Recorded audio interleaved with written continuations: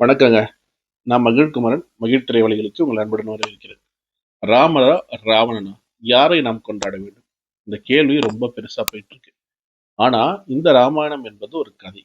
இந்த கதை இ ஒரு தொன்மம். அதாவது ஒரு புராணம். அந்த புராணத்துல ஒரு சில வரலாற்று செய்திகள் எடுத்து, மக்கள் அவங்களுக்கு ஏற்ற விதத்துல பாடப்பட்ட ஒரு கதை தான் அது.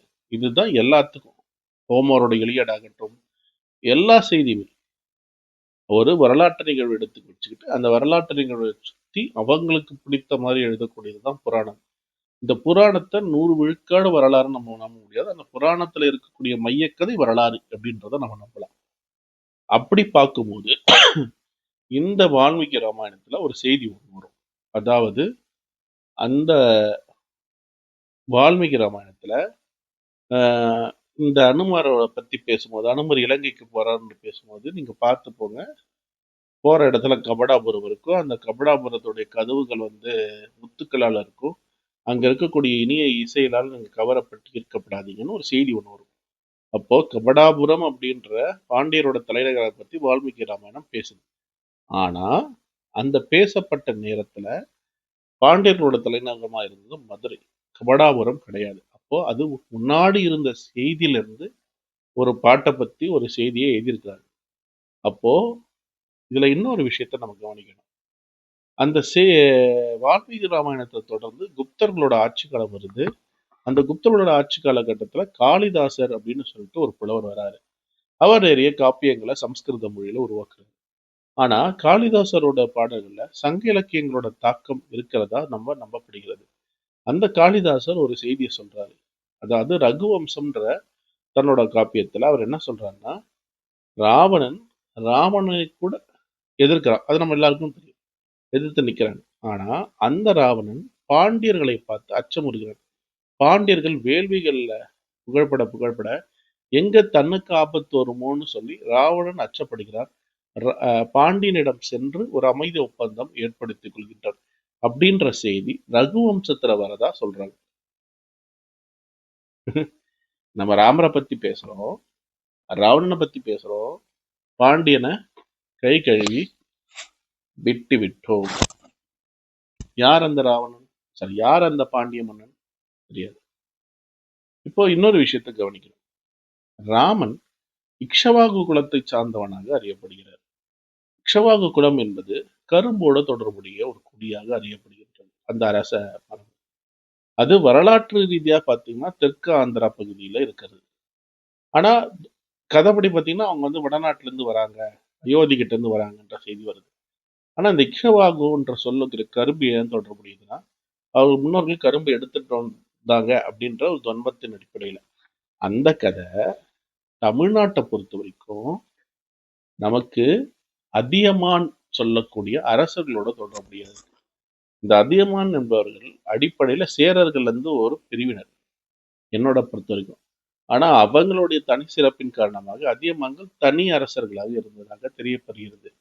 மௌரியர்கள், சேரர்கள், சோழர்கள், பாண்டியர்களை தாண்டி இந்த அதியமான்கள் குறிப்பிடுறாங்க. அதியமானை பத்தி வரக்கூடிய பாடல் ஒண்ணுத்துல ஔவையார் வந்து அவருடைய முன்னோர்கள் வந்து கரும்பு எடுத்துட்டு வந்தாங்கன்ற செய்தியும் வருது. இந்த அதியமானுக்கு சத்தியபுத்திரோ அப்படின்ற ஒரு சொல்லு வந்து வடமொழியில வாழ்ந்தது. சத்தியம், நீதி அப்படின்னா ஏறக்குறைய இக்ஷவாகுன்ற சொல்லும் அந்த சத்தியம்ன்ற சொற்களும் பார்த்தீங்கன்னா அந்த ராமரோட தொடர்புடைய சொற்களா இருக்கு. அப்போ இந்த கதை அடிப்படையில யாருடைய கதை? ஏன் சோழர்கள் தன்னை ராமனுடைய வம்சாவழியினர் அவங்க குறிப்பிடல. அவங்க தன்னை செம்பியன் வம்சாவழியினராக குறிப்பிடுறாங்க. அந்த செம்பியனோட வம்சாவழியில ராமரும் வருதாக செய்தி இருக்கு. ராமரை ரவி குலம் அப்படின்னு சொல்றாங்க. சூரிய குலம்ன்றாங்க. இது சோழர்களுக்குரியது. இந்த சோழர்களும் இந்த அதியமான்களும் இருக்கக்கூடிய பகுதி தமிழ்நாட்டின் வடபகுதி. இப்போ உண்மையிலே கதை ஏதோ ஒரு காலகட்டத்தில் தமிழகத்துல நடத்தப்பட்டதாக இருக்கலாம். அதுல தமிழ் சார்ந்த மக்களுக்குள்ள நடைபெற்ற கதை கால வெள்ளோட்டத்துல வடமொழி நூற்குள்ள போயிட்டு அவங்களுக்கு ஒரு கதையா போயிருக்கலாம். இதே மாதிரி பௌத்த ஜாத கதையில ஒன்று போயிருக்கலாம், சமணர்கள் கதைகள்ல ஒன்று போயிருக்கலாம். உலகத்தின் பல்வேறு மொழிகள் அது போகும்போது அவங்களுக்கு ஏத்த மாதிரி அது மாற்றம் அடைகிறது. ஆனா இதுல நாம பாக்குறது வந்து காளிதாசோட வால்மீகி ராமாயணமும் அதை தொடர்ந்து கம்பரோட ராமாயணத்தையும் பார்க்கிறோம். ஆனா நமக்கு சங்க இலக்கியங்கள்லயே ராமரை பற்றி சில செய்திகள்லாம் வருது. அரக்கர் கோமான்னு சொல்லிட்டு ராவணன் கடத்தியதை பற்றிய செய்தி வருகிறது. அப்புறம் அந்த நகை விழுந்த செய்திகளை பத்திலாம் வருது. இதெல்லாம் நமக்கு சங்க இலக்கியங்களே வருது. அப்போ இந்த கதை ஏற்கனவே தமிழ்நிலத்துல இருக்கக்கூடிய கதை. அதே மாதிரி அவன் என்ன சொன்னா, வால்மீகியை பத்தி கம்பர் பேசுறாரு. இங்க வடமொழி வால்மீகியை பத்தி இருக்கக்கூடிய கதை வேறு. தமிழ் இலக்கியங்கள்ல ஒரு வான்மீகியான்னு ஒரு கதை ஒண்ணு இருக்கு. இந்த வான்மீகியான்னு ஏன் சொன்னாங்கன்றதுக்கு பல்வேறு காரணங்கள் சொல்றாங்க. ஆனா என்னை பொறுத்த வரைக்கும் அவர் கடல் சார்ந்த ஒரு வணிகத்துல இருந்திருக்கலாம். மீகான்ற சொல்லுக்கு வந்து மாலும் என்னும் பொருள். வான்மீகியான் வானத்துல இருக்கக்கூடிய அந்த நட்சத்திரங்களை பார்த்து கடல்ல பயணம் செய்து மீண்டு வரவங்களா இருக்கலாம். அதனால வான்மீகியாரா இருந்திருக்கலாம். இல்ல வால்மீகியோட தமிழ் வடிவமா இருந்திருக்கலாம். ஆனா இங்க நம்ம உப்பு நோக்க வேண்டியது, அந்த சம காலகட்டத்துல அங்க எத்தனை வால்மீகிகள் இருந்தாங்க தெரியாது. தமிழ் இலக்கிய பரப்புல 2, 3 வால்மீகிகள் இருந்ததாக, வான்மீகியார் என்ற பேர்ல இருந்ததாக நமக்கு செய்திகள் வந்து, அதுவும் சங்க இலக்கியத்துல ஒரு வான்மீகியாரோட ஒரு பாடல் கிடைக்குது. அதுவும் திருமகளை பற்றிய பாடல் கிடைக்குது. இப்படி தமிழ் நிலத்தோட தொடர்புடைய அதியமான், அதனோட தொடர்புடைய இக்ஷவாகு என்ற பெயர்.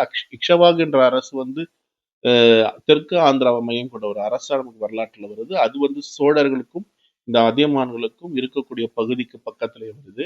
அப்படின்னும் போது ராமாயண கதையின் மூலக்கதை மக்களோட கதையா இருந்திருக்கணும். அந்த மூலக்கதை தமிழர்கள் கிட்ட இருக்கக்கூடிய கதையா இருந்திருக்கும்.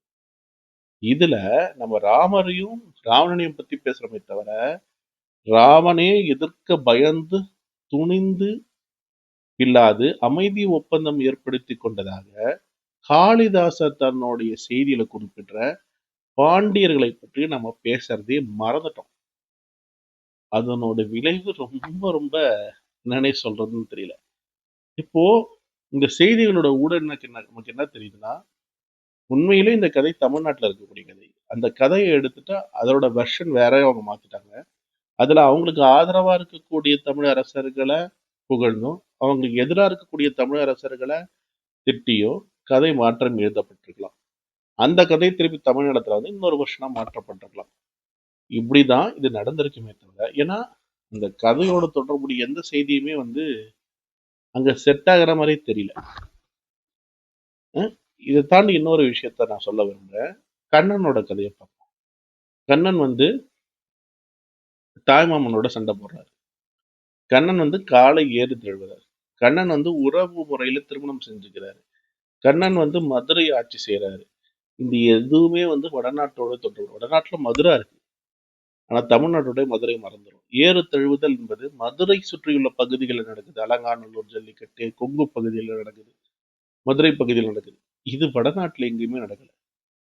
தாய்மாமனுக்கான உறவு முறையோ அதனுடைய முக்கியத்துவம் தமிழ்நாட்டுல ரொம்ப முக்கியம். இது வடநாட்டுல கிடையாது. ஆனா கண்ணன் கதை வடநாட்டோட சம்பந்தப்பட்டது. கண்ணனோட கதையில பஞ்சவர் கௌரியருக்கு சண்டை.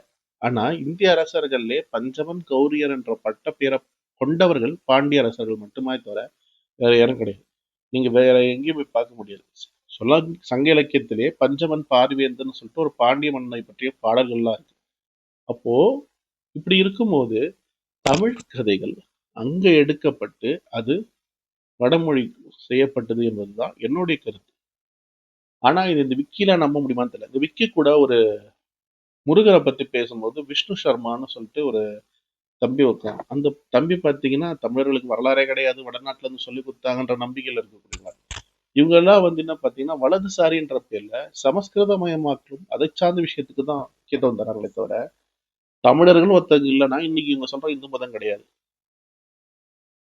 இவங்க இந்து மதத்துல போய் இன்னைக்கு அக்னியோ வாயுயோ இதையோ கும்பிடல. அவங்க சிவனையும் முருகனையும் கொற்றவையோ திருமாலையும் தான் கும்பிடுறாங்க. அத பக்தி இலக்கியம் மூலமா மீட்டெடுத்து அதை பெரிய விஷயமாகி அந்த பக்தி இலக்கியத்தின் மூலமாகவே இந்திய துறைக்கண்டத்துல மறுபடியும் மீட்டுருவாக்கம் செய்து காணாம அமைந்தவர்கள் தமிழர்கள். ஆனா அவங்களோட மொழி தமிழ வேண்டாம் அப்படின்னு ஒதுக்கக்கூடிய வலதுசாரி இயக்கத்துல நம்ம என்ன சொல்றது? இவங்க எந்த அளவுக்குன்னா மாந்திரீக மந்திரங்களை செய்யற கேரளாவோட நம்பூதிரி சாமியார்கள் ஏழிசை பயனா இறைவனை கண்டோம்னு சொல்லக்கூடிய தமிழ் பேசக்கூடிய தமிழ் பிராமணர்களோட வசதி. அங்கெல்லாம் நீங்க போயிருந்தீங்கன்னா ஒரு காலகட்டத்துல கேரள நம்பூதிரி பிராமணர்கள் தமிழ் பிராமணர்களை பார்த்து குளிக்கலாம் போயிடுவாங்களாம், தீட்டுன்ற முறையில. இதெல்லாம் புரிஞ்சது அவங்களுக்கு வரலாறுல தெரியுதானே தெரியல. அதை தாண்டி இன்னொரு செய்தியை சொல்றேன். மௌரியர்கள் பெரிய அரசர்கள் சொல்றாங்க. இந்த மௌரியர்களுக்கு காரணமும் வந்து சாணக்கியர்.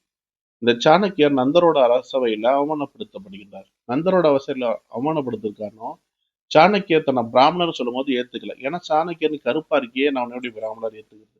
அவங்களோட பொது புத்தியில பிராமணர்கள் கருப்பா இருக்க மாட்டாங்க. ஆனா தமிழ்நாட்டுல இருக்கிற பிராமணர்கள் கருப்பா தான் இருக்கும். அஜித்தோட அப்பா கருப்பு தான், தமிழ் பிராமணன். அப்படின்னும் போது அங்க கவனிக்க வேண்டியது, இது இல்லாம சாணக்கியருக்கு திரமிழ அப்படின்ற ஒரு பெயரும் உண்டு. இதை வச்சு அவர் தமிழரா இருக்கலான்ற செய்தியும் நமக்கு கிடைக்குது.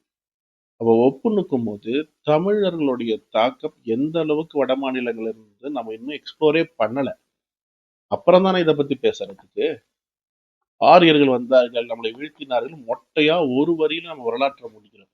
இப்ப தமிழோட ஆதி தமிழ் குடிகளை வந்து பறையர்களையும் அப்புறம் தேவேந்திர குல வேளாளர்களையும் நம்ம வந்து ஆதி திராவிடன்னு அழைக்கிறோம். குறிப்பா பறையர் மக்களுடைய சொல்ல தான் அந்த பறை அப்படின்ற அந்த வாத்திய கருவியோட தொடர்புபடுத்துறோம். ஆனா என்ன ஒரு விஷயம்னா, இந்த பறைக்கு தமிழ்ல வந்து தப்புன்னு இன்னொரு பேர் இருக்கு.